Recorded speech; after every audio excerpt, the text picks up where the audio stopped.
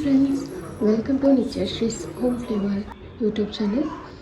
Friends, ಇವತ್ತು ನಮ್ಮ ಮನೇಲಿ ಮಾಡುವಂತಹ ಸಾಫ್ಟ್ ಇಡ್ಲಿ ಹಾಗೆ ಸಾಂಬಾರು ಚಟ್ನಿ ಮಾಡ್ತಿದ್ದೀನಿ. ಫಸ್ಟು ಇಡ್ಲಿಗೆ ಮಾಡೋಣ.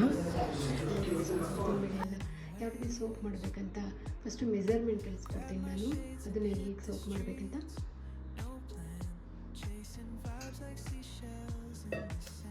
ಫಸ್ಟು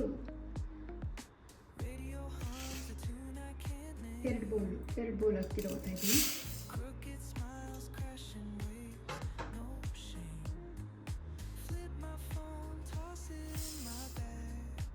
ಎರಡು ಬೌಲ್ ಹಾಕಿದ್ದೀನಿ. ಮತ್ತು ಸೇಮ್ ಬೌಲ್ಗೆ ತಗೊಳ್ಳಿ ಉದ್ದಿನ ಬೇಳೆ ತೊಗೋತಾ ಇದ್ದೀನಿ. ಉದ್ದಿನ ಬೇಳೆ ನಾವು ಯಾವುದ್ರಲ್ಲಿ ತೊಗೊಂಡಿರ್ತೀವೋ ಅದರಲ್ಲಿ ಹಾಫ್ ಇರಬೇಕು. ಗ್ಲಾಸಲ್ಲಿ ತೊಗೊಳ್ಳಿ, ಬೌಲಲ್ಲಿ ತೊಗೊಳ್ಳಿ, ಯಾವುದ್ರಲ್ಲಿ ತೊಗೊಳ್ಳಿ ಅದರಲ್ಲಿ ಹಾಫ್ ಇರಬೇಕು.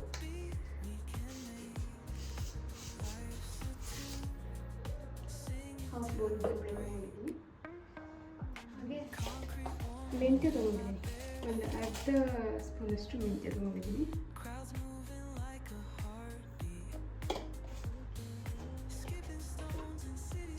ಎಷ್ಟು ಹಾಫ್ ಬೌಲಲ್ಲಿ ಎಷ್ಟು ಉಳಿದಿರುತ್ತೋ ಅಷ್ಟು ಮೆಜರ್ಮೆಂಟಲ್ಲಿ ನಾನು ಅವಲಕ್ಕಿ ತೊಗೋತಾ ಇದ್ದೀನಿ.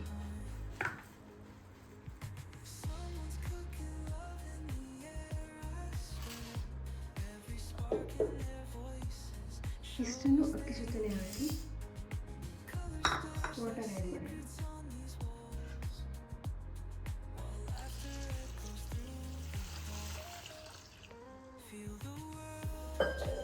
ಫ್ರೆಂಡ್ಸ್, ಇದು 6 to 8 hours ಸೋಕ್ ಆಗಬೇಕು. ಇದು 6 to 8 hours ಸೋಕ್ ಆದಮೇಲೆ ಗ್ರೈಂಡ್ ಮಾಡೋಣ.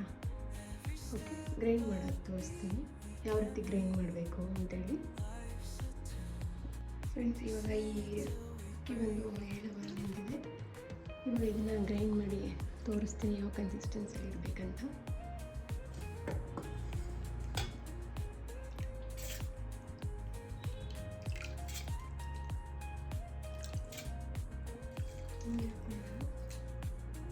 ಫ್ರೆಂಡ್ಸ್, ಇವಾಗ ಹಿಟ್ಟು ರುಬ್ಬಿದ್ದೀನಿ. ರುಬ್ಬಿರೋ ಹಿಟ್ಟು ಈ ಥರ ಕನ್ಸಿಸ್ಟೆನ್ಸಿ ಬರುತ್ತೆ. ಗ್ರೈಂಡ್ ಮಾಡ್ಕೊಳ್ಳಿ. ಇದಕ್ಕೆ ಸ್ವಲ್ಪ ಸಾಲ್ಟ್ ಆ್ಯಡ್ ಮಾಡಿ.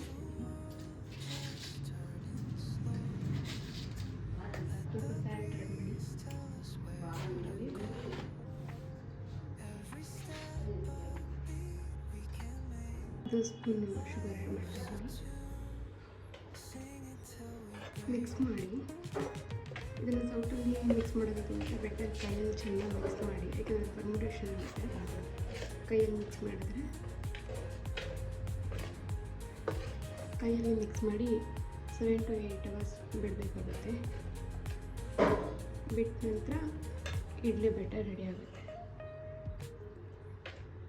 ನೆಕ್ಸ್ಟ್ ಇಡ್ಲಿ ಬ್ಯಾಟರ್ ರೆಡಿ ಆದಮೇಲೆ ಇಡ್ಲಿ ಹೇಗೆ ಬರುತ್ತೆ ಅಂತ ನೋಡಿ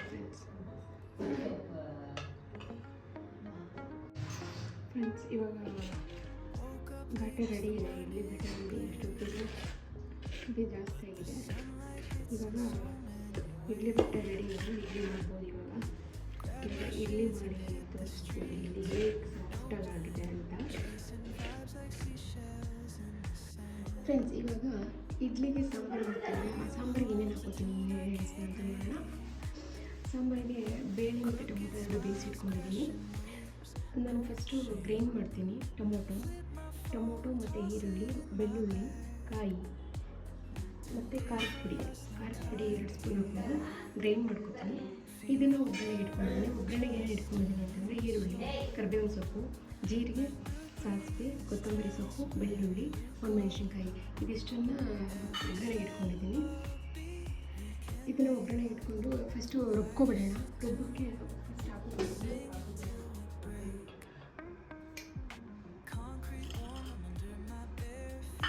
ರುಬ್ಬಕ್ಕೆ ಫಸ್ಟು ಟೊಮೊಟೊ,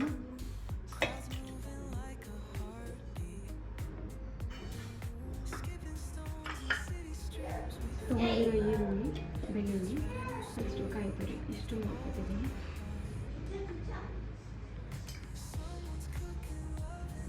ಖಾರದ ಪುಡಿ ಹಾಕ್ಕೊತಿದ್ದೀನಿ. ಇದಕ್ಕೆ ಸ್ವಲ್ಪ ನೀರು ಹಾಕೊಂಡು ಗ್ರೈಂಡ್ ಮಾಡೋಣ. ಫ್ರೆಂಡ್ಸ್, ಇವಾಗ ಚಟ್ನಿ ರೆಡಿ ಮಾಡ್ಕೊತಾ ಇದ್ದೀನಿ. ಚಟ್ನಿಗೆ ಏನು ಇಟ್ಕೊಂಡಿದ್ದೀನಿ ಕೊತ್ತಂಬರಿ ಸೊಪ್ಪು, ಕರ್ಬೇವಿನ ಸೊಪ್ಪು, ಇದಿಷ್ಟು ಇದನ್ನು ಮಾಡ್ಕೊಂಡಿರ್ತೀನಿ.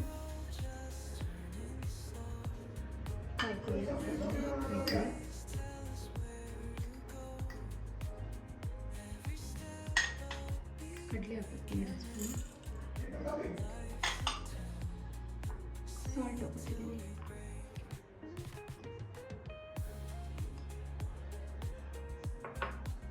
ಸ್ವಲ್ಪ ನೀರು ಹಾಕಿ ಗ್ರೈಂಡ್ ಮಾಡೋಣ. ಇದು ಚಟ್ನಿಗೆ ಹಾಕಿ ಗ್ರೈಂಡ್ ಮಾಡಿದ್ದೀನಿ.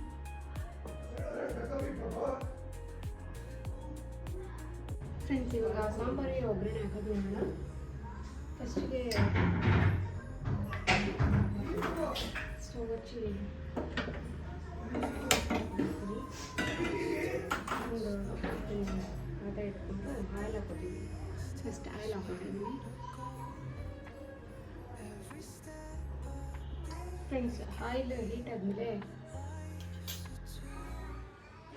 ಸಾಸಿವೆ ಹಾಕೋತಾ ಇದ್ದೀನಿ, ಜೀರಿಗೆ ಹಾಕೋತಾ ಇದ್ದೀನಿ,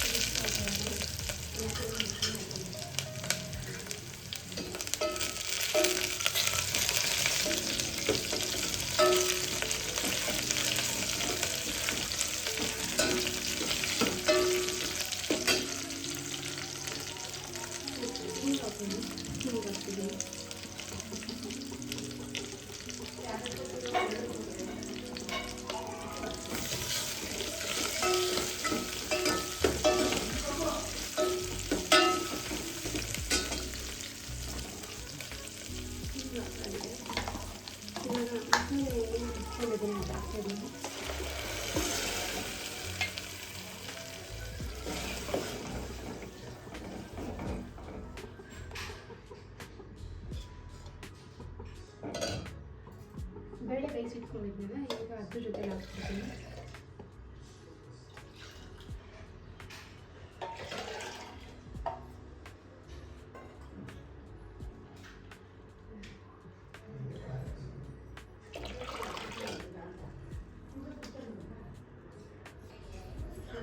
ಕೊತ್ತಂಬರಿ ಸೊಪ್ಪು ಹಾಕ್ತೀನಿ.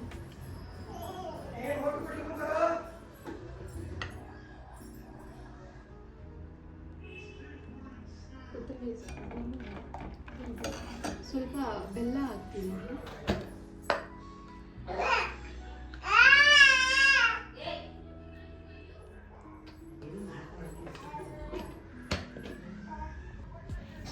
ಸಾಲ್ಟ್ ಹಾಕೋತೀನಿ. ಫ್ರೆಂಡ್ಸ್, ಇವಾಗ ಇದು ಸಾಂಬಾರಿಗೆ ಏನೇನು ಹಾಕಬೇಕೆಲ್ಲ ಐಟಮ್ಸ್ ಹಾಕಿದ್ದೀನಿ. ಇದು ಸಾಂಬಾರು ಜೊತೆ ಇಡ್ಲಿ, ಸಾಂಬಾರು, ಚಟ್ನಿ 3 ಒಟ್ಟಿಗೆ ನಾನು ಹೇಗೆ hi friends, idli, sambar, chutney 3 ready ಇದೆ. ನೋಡ್ತಿದ್ದೀರಾ ಅಲ್ಲ, ತುಂಬ ಸಾಫ್ಟಾಗಿದೆ ಇಡ್ಲಿ. ಫ್ರೆಂಡ್ಸ್, ಈ ರೆಸಿಪಿ ನಿಮ್ಗೆ ಇಷ್ಟ ಆದಲ್ಲಿ ಲೈಕ್ ಮಾಡಿ, ಶೇರ್ ಮಾಡಿ. ಹಾಗೆ ನನ್ನದು ಯೂಟ್ಯೂಬ್ ಚಾನಲ್ ನೇಮದು ನಿತ್ಯಶ್ರೀಸ್ ಹೋಮ್ ಫ್ಲೇವರ್. ಸಬ್ಸ್ಕ್ರೈಬ್ ಮಾಡಿ friends. Thank you for watching.